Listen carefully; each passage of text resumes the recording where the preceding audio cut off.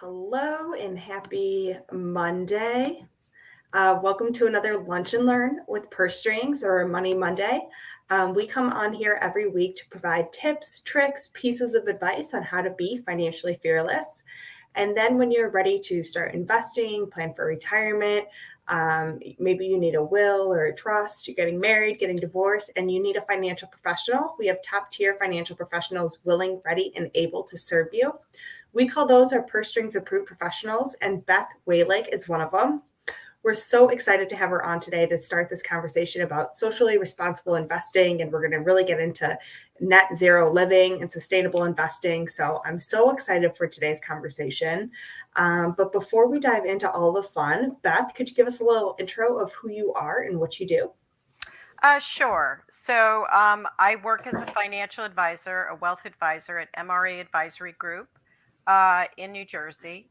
And I'm also the director of sustainable investing. So, I help a lot of women with their financial plans, but I also try to get women to invest in sustainable investing. I think it's a really important area that people need to look at and decide for themselves. But I do believe it's sort of the new way of investing. I think in 5 years, it won't even be a term. It's just the way that people will be investing. So, Well, I hope that happens in 5 years. That would I be do too. amazing. Because sometimes I don't people don't even know about this. So that's why we're having Yeah. these conversations. We're getting this message out there because it's so important. And so if anyone's tuning in and has questions along the way, you could throw them in the chat and we're happy to answer them. But otherwise, yeah, Beth, let me pull up some slides and we can dive in. Okay. Okay. So recently, do the next one. I went on a trip down to Chesapeake Bay. I was in Annapolis, and there's a great little museum there. It's a maritime museum right on the water. And they have these two great exhibits. And so the one basically on the left there is basically what the bay looks like today. It's polluted. It's got tons of plastic. It's got old fisherman net stuff. The one on the right is where it was in 1800. Wow. So that was pristine. It had tons of oysters. It had these beautiful big fish. You don't see a lot of big fish in the bay today. Um, and so this is definitely a polluted water that we need to address. The next page sure talks about polluted air. And for me, this is very promising. So the one on the left is actually what Pittsburgh looked like when the steel mills were at full force. Look at the level of pollution in the air there. It's just utterly amazing.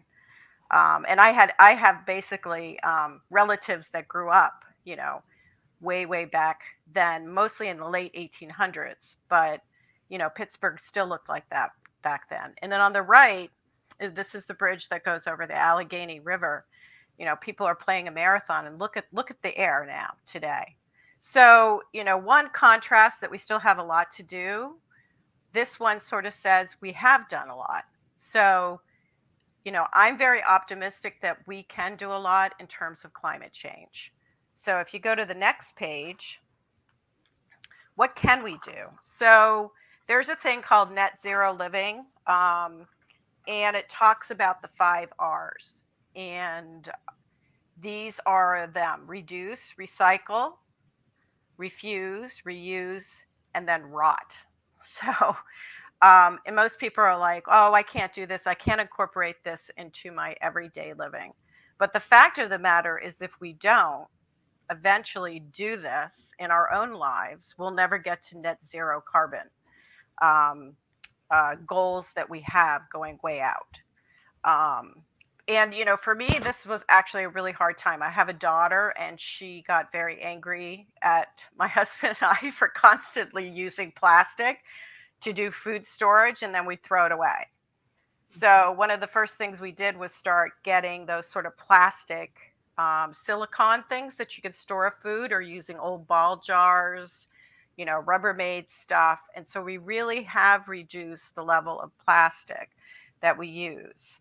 In terms of the idea of refusing, I think that's a very interesting and mentally a very difficult thing for people to do. But the factor is, do you really need everything that you consume in your everyday life, right? I used to always grab water bottles, when I was in like a 7-Eleven or whatever. Now I bring my container, right? And I always just, use water from the faucet and bring it in the car. So I'm not constantly using plastic water and stuff. It's one of the things that really irritates me when we go to airports, because we're not allowed to bring in our containers and they really don't provide anywhere for you to have fresh water. So people are always buying the water bottles. But we should just try to refuse. We should try to say to people, we need, different things where we're not wasting stuff. Recycle. Everybody's town or city has a recycling center. We all sort of do that, but we need to continue to do that. And some towns have talked about, and some towns have actually eliminated it, saying it's too costly for them to do it.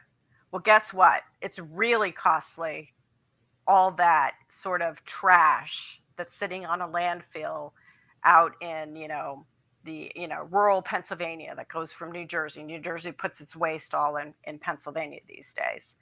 Reuse, we can all reuse things. And I think the younger generation is really good about going to vintage stores, rebuying clothes, rent the runway. We don't need It's to my buy favorite places to hang out. we don't need to be buying a brand new dress for a wedding. We can just go, we can just basically rent it. So I think that's a really, the younger generation's gotten much more used to it than my generation about reusing things, which is great. And then the whole rot concept is basically composting. I don't know if people know about composting, but it's just taking your waste outside, putting it in a bin, and just basically, as it recycles, it becomes almost like a fertilizer and you can use it for your gardens. So all of these things are a way to do it. And, there's basically a thing called the zero waste box. You can go look it up. It's a great way to get started with all these sort of, 5 R's. And so I recommend people to do that and think about it. And so why am I talking about this net zero living? You're like, well, whatever, you know? Well, it's a way for us to get to a carbon neutral world. And eventually, if we don't start doing this stuff right now, we're all going to be forced to do these types of things. So if you go to the next one, everybody sort of knows about the Paris Treaty that was done. But recently, there was the Glasgow Climate Pact that was done in November 2021. And that was basically 197 countries got together. And they basically pulled, papers together that they all agreed to, different articles, and they decided that this is the decade of climate action and support. And what they're trying to do is reduce carbon emissions by 45% by 2030. And they hope to get to net zero through their emission reduction plans by 2050. And, that's very ambitious, but if we don't, we're going to start seeing a lot of climate change, different weather stuff happening. We're going to see flooding, with the oceans, with the water level rising. So it's definitely something that we have to do. It's not something that we need to do. And I don't think a lot of people really realize about the Glasgow Climate Pact. I will say today that the United Nations just put out their paper. And so you can read it. NBC actually has, NBC News has a really good article out there. This is done by scientists and they've studied the stuff over the last 5 years about how we can get to net zero. And a lot of it incorporates the same information right here. So, I'm excited about it. A lot of people are very negative, but I'm very excited because I see a lot of different players getting involved in this. It's individuals, it's government, it's also colleges, universities. Stanford University now has a climate initiative school, started a sustainability school. Columbia also has another one and starting to become a major. So very, very interesting. So then get to the next. So there's a thing. I should say a thing. There's a plan out there.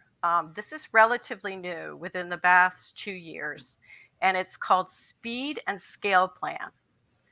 And this was developed by John Doerr and a bunch of people at Kleiner Perkins, which is an investment consulting firm. And the point of this it's basically a plan to take action. And it's basically looking at how to unlock a cleaner, safer, and healthier future. And so the plan has basically 10 initiatives that we all need to concentrate on. So, one of us, we all aren't going to do all 10 of them, but this is sort of the plan that everybody needs to sort of focus in on. And what I think is really great about it is it gives you a guide and steps to take. A lot of time we just talk about we need to tackle climate change, but how do we do it? Really do it. And you can go on, it's speedandscale.com, and basically you can it's free. All the information is free on there. There's also a book out there, but most of the information you can just go on and read for yourself. So on the left side, the emissions, these are the things we can do about the pollution that's in the air, in the water issues. We can electrify transportation. We can decarbonize the grid. There's now technology where we can actually take the carbon out of the air. We can fix the food chain, the supply for food chain, use less waste, use more plant-based foods, protect nature. We don't need to be tearing down forests. We need to be protecting them. We need to be protecting open spaces too. Very, very important. I think John Doerr says that this one, number 5, cleanup industry, is the toughest. Mm-hmm. Because most industries don't really want to be bothered with this. But this is something that's absolutely critical. And he says that what we need to do is incentivize industries to do this. And matter of fact, the Inflation Reduction Act that was done last year does have tax credits to address this exact issue. Wow. And then removing the carbon from the air. We had sort of talked about that. And then there's these accelerants. These are the positive things we need to do. We need to, establish different types of policies. We have to move into taking steps and actions. We have to continue to innovate. And, that's really critical. A lot of scientists are now doing tons of studies about what different types of metals we can use to electrify cars. So we're not so dependent on lithium. So we need to continually innovate to get to a net zero world. And the last part, which I'm most passionate about, we need to invest. It's called climate change financing.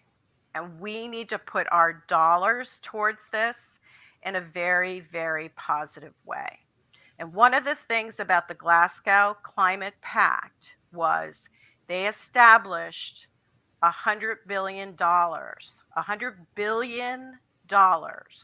So the developed countries basically said that we will put this together to help the undeveloped countries, basically, countries in Africa, South America, with their financing, because a lot of them say we can't afford it.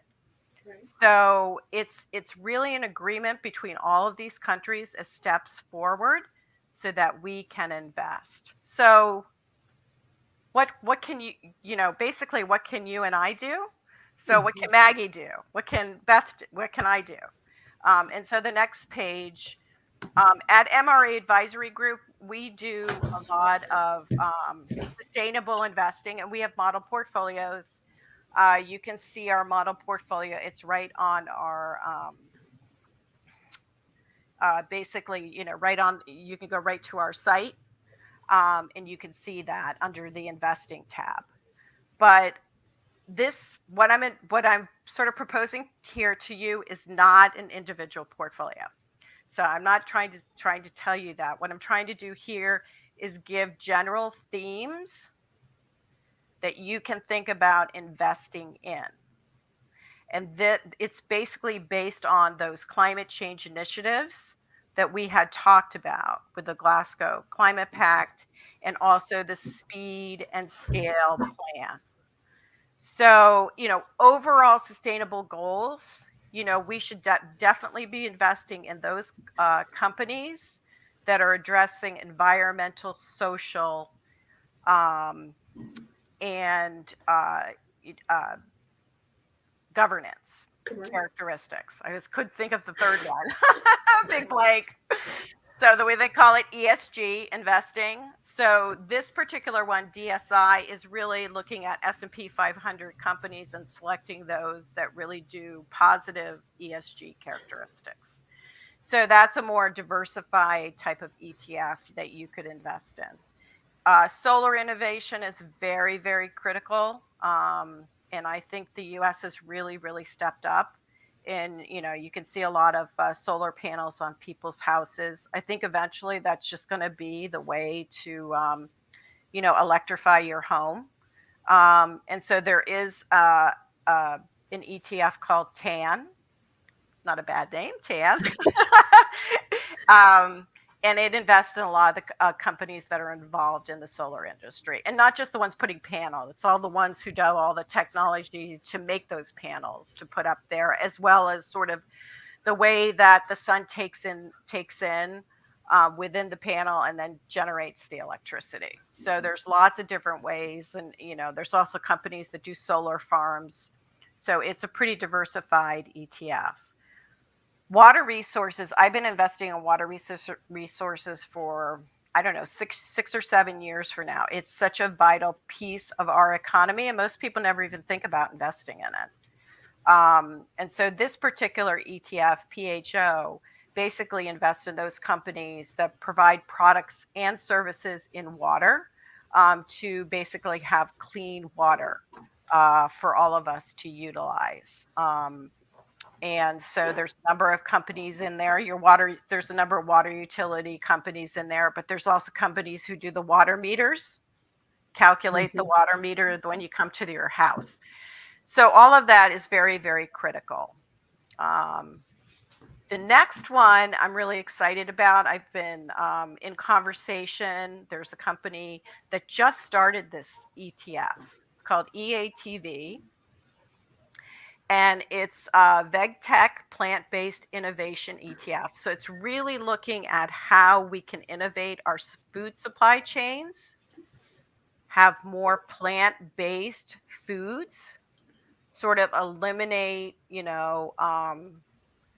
have this concentration of having a lot of meats in our diet. I'm not saying everybody should be a vegetarian, but we do need to reduce our meat consumption. Animals provide a lot of the carbon that goes up in the air. People don't really think about it, but cows are big generators of carbon induced pollution. And so this is a new ETF. It is an global ETF. So it's looking at like companies all over the globe. So just an example is they invest in Del Monte Fresh Foods. So they're investing in a company that's very fruit-based, doing a lot of innovation. And so that's sort of an example of a great investment that you can do there. So renewable and clean energy. This particular one I called FAN looks at one segment of the renewable energy one. And I really like this one. This is really focused on wind energy ETF. And actually, it's very difficult to invest in individual stocks in wind energy because a lot of them are European based. So you can't necessarily do it, in a US domestic type of stock portfolio. So this gives you the option of being able to do that. So Ørsted, which is a Norwegian company and the largest wind energy manufacturer of equipment, is in this ETF. So, that's a great way to get involved in sort of the wind farms. I mean, basically, solar energy and wind energy are going to be major players. Um, and there's lots of tax incentives out there for basically both governments and businesses working together to do sort of those wind farms. And they're starting, you'll see them when you have ever been in California, you see the wind farms. There's some in Yes. like in Illinois, Iowa area. It's a big wind Right. farm.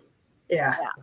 And then, so you see, sometimes you see it in land, but a lot of times you're seeing it now out on the coast too. And they're starting to have them out on the coast of New Jersey too. And a lot of that times it's both a business and government all tied together to get that stuff done. But it is a very clean way of producing energy. Um, and then the last one I talk about is carbon reduction, which is so critical for us to do.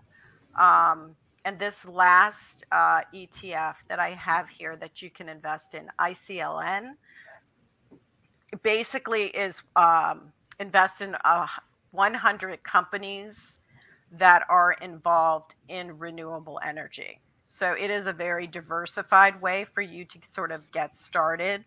And it's an ETF that's actually performed very well over the last 5 years. I mean, people don't think about investing in a lot of these different funds because they don't think they'll perform well. But this particular ETF has performed very well.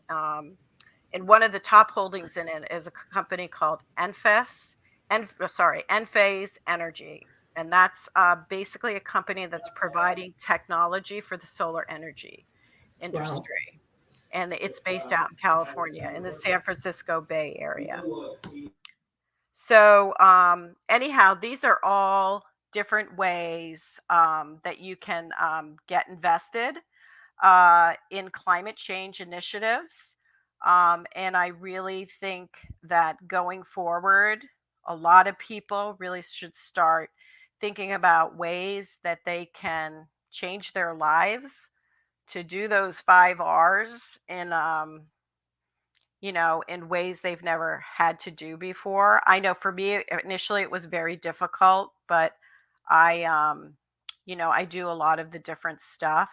And I recently did put an order in for an electrical vehicle. So that's a big one for me.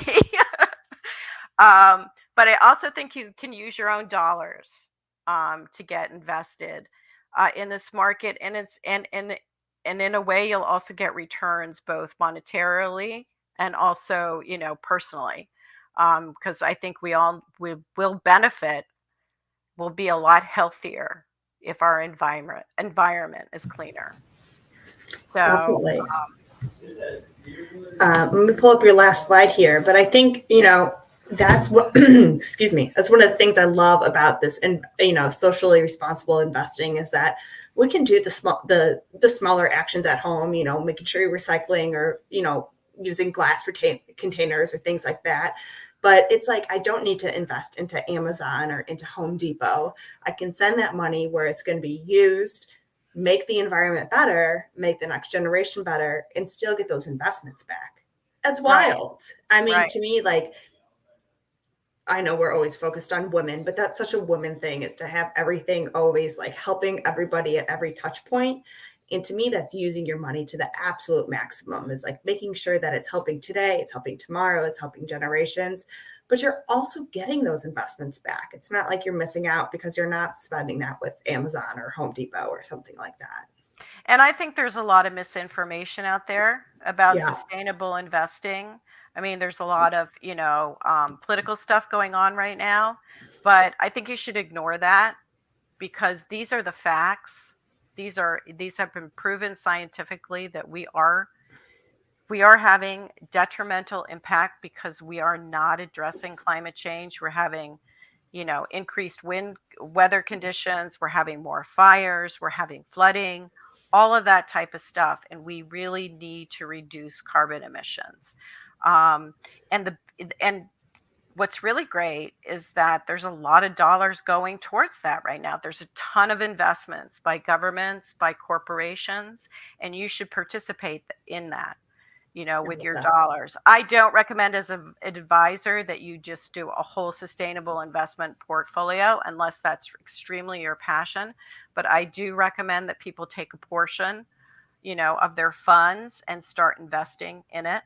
And I think that you will see, 5 and 10 years from now, there will be significant returns in this particular, segment of investment. And like I said earlier on, I think 10, 15 years from now, we're not even going to be talking about sustainable investing because it's going to be the way to invest. I Um, sure hope so. I sure yeah. hope so.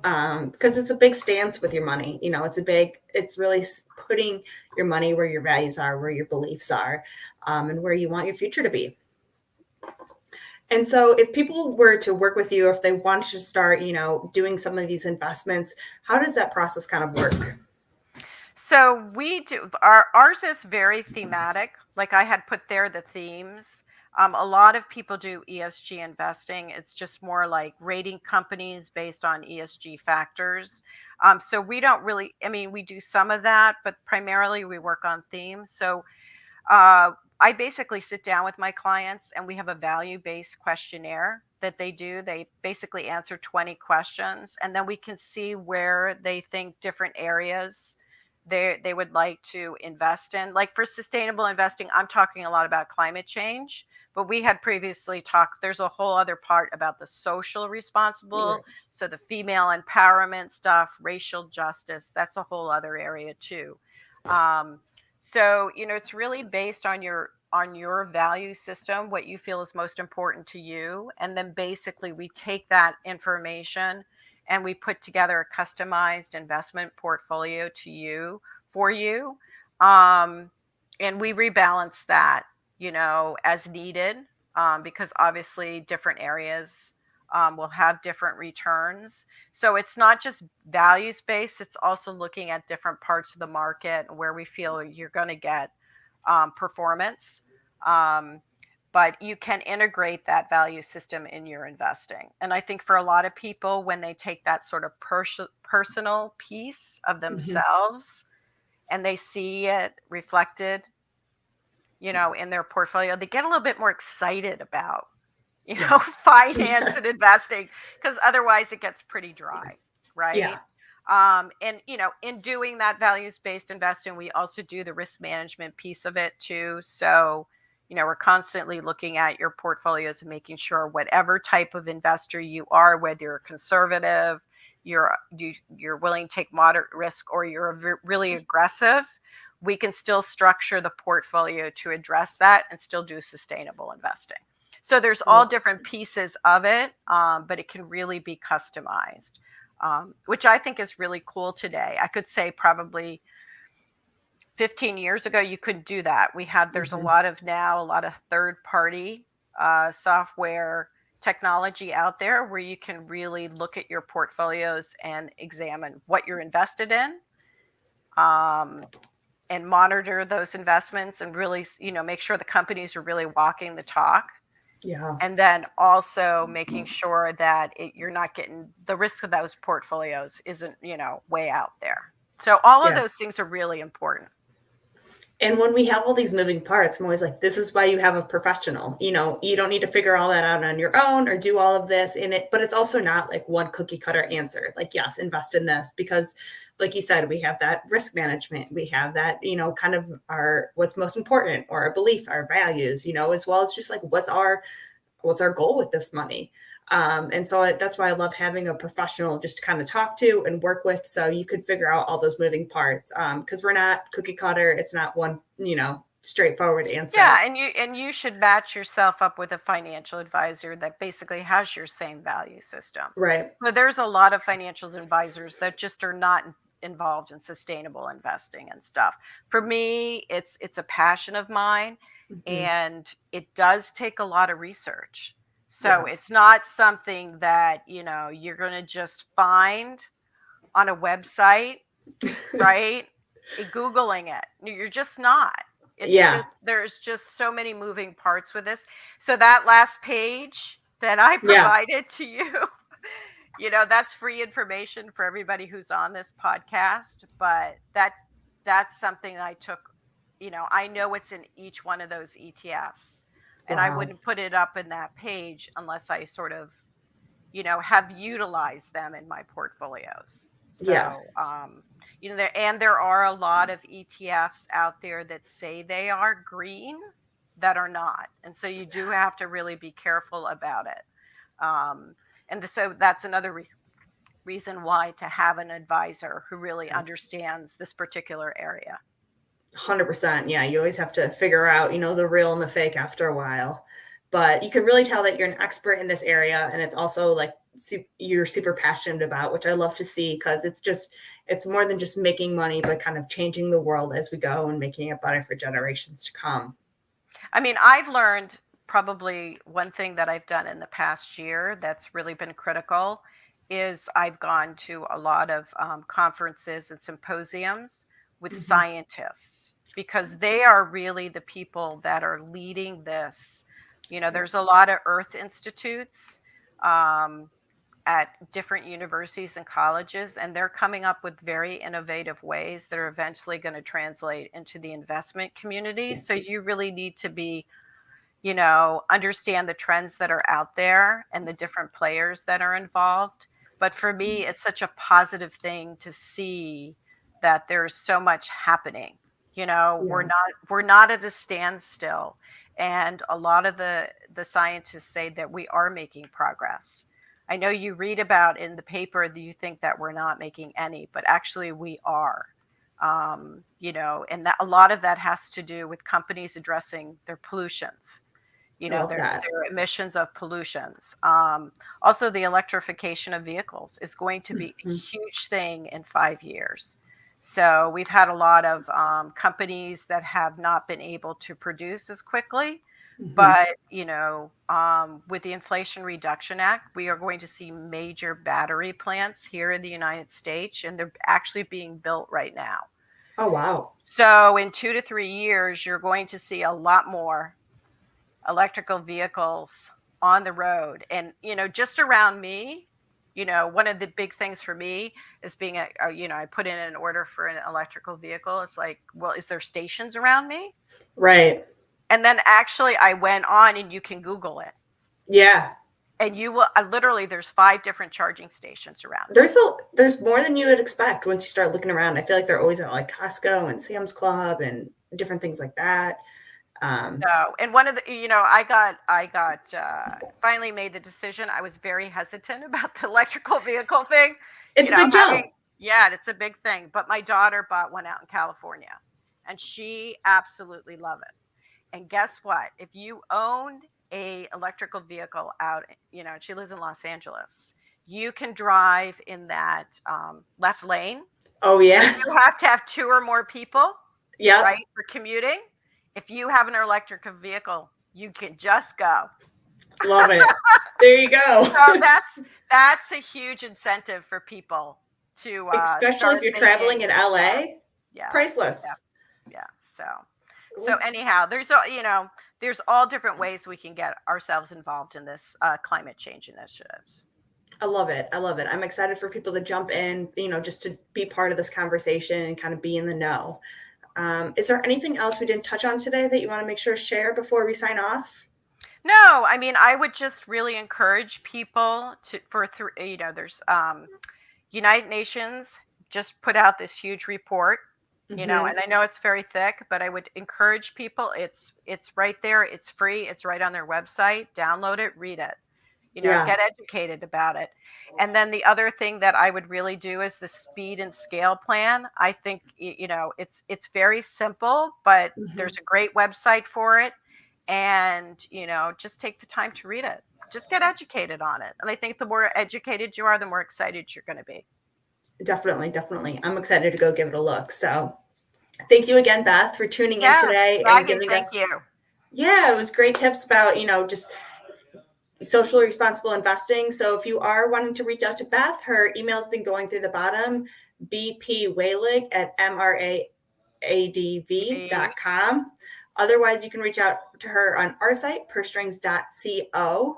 And yeah, let's just get started. Let's start saving the world.